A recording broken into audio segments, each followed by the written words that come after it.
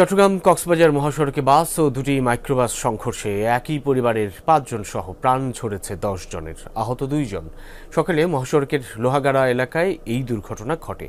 Police জানায় ঈদের ছুটিতে কক্সবাজারে ভ্রমণে যাচ্ছিলেন নিহতরা। পথে দুর্ঘটনায় সব শেষ। মরদেহ উদ্ধার করে দুহাজারী হাইওয়ে থানায় নেওয়া হয়েছে। আহতদের ভর্তি করা হয়েছে হাসপাতালে। ঈদ আনন্দ ভ্রমণের জন্য কক্সবাজারের উদ্দেশ্যে ছিল যাত্রাটি, তবে মুহূর্তেই রূপ নিল বিষাদে। চট্টগ্রাম কক্সবাজার মহাসড়কে বাস ও দুটি মাইক্রোবাস সংঘর্ষে যেন চোখের নিমিষেই সব শেষ।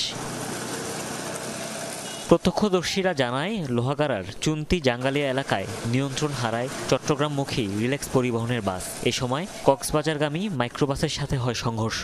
পরে পেছন থেকে আরেকটি মাইক্রোবাস দুর্ঘটনা কবলিত পরিবহনে ধাক্কা দেয়। ঘটনাস্থলেই মারা যায় ৭ জন। আহতদের উদ্ধার করে হাসপাতালে নেওয়া হলে আরও প্রাণহানির ঘটনা ঘটে।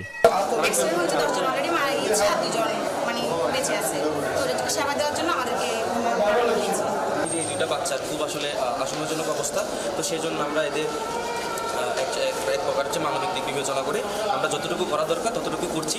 কক্সবাজার থেকে লবণবাহী পরিবহন দেশের বিভিন্ন জায়গায় যায়। স্থানীয়রা জানায়, সেই লবণের পানি পড়েই সড়ক পিচ্ছিল থাকায় নিয়ন্ত্রণ হারায় বাসটি। এছাড়া ২ লেনের সড়ক ও যানবাহনের বেপরোয়া গতিতেও ঝুঁকিপূর্ণ হয়ে পড়ছে এই রুট। সারা রাতভর লবণের গাড়ি চলতেছে, লবণের পানির কারণেই মূলত। আর দ্বিতীয় কথা হচ্ছে যে আমাদের এই রোডের স্পেসটা খুবই ছোট। এই যে রাস্তাটা পাশে আর কোনো জায়গা নেই, সেহেতু বড় গাড়িগুলো আসলে ছোট ভেহিকলগুলো সাইড দিতে পারে না। সুনতি বাজার থেকে সামনে যে জঙ্গলপুর যেখানে শেষ, এই জায়গাটা পর্যন্ত আসলে রাস্তাটা অনেক বাঁক হওয়ার কারণে এক পাশ থেকে গাড়ি যে যাচ্ছে ওই পাশ থেকে কি গাড়ি আসতেছে আসলে খেয়াল করে না। পুলিশ জানায়, নিহতদের ৫ জন একই পরিবারের সদস্য। তারা কুষ্টিয়ার বাসিন্দা। বাকিরা ঢাকা থেকে ওঠেন মাইক্রোবাসে। কুষ্টিয়া থেকে আসছে কিছু লোক এবং তাদের অফিসিয়ালি ঢাকা থেকে উঠছে কিছু লোক। তা আমরা কুষ্টিয়া যাদের বাড়ি ৫ জনের নাম শনাক্ত করতে পেরেছি। ঘটনাস্থল পরিদর্শন করেছেন দুর্যোগ ও ত্রাণ উপদেষ্টাও। জানান, বিআরটিএ ট্রাস্টি বোর্ড ও জেলা প্রশাসন নিহত ও আহত পরিবারদের পাশে রয়েছে।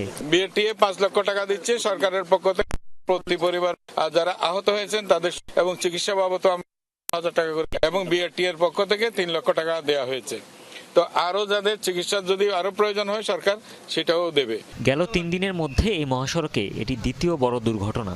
এর আগে ঈদের দিন একই স্থানে ২ বাসের সংঘর্ষে প্রাণ যায় ৫ জনের। হুমায়ুন রশিদ, যমুনা নিউজ।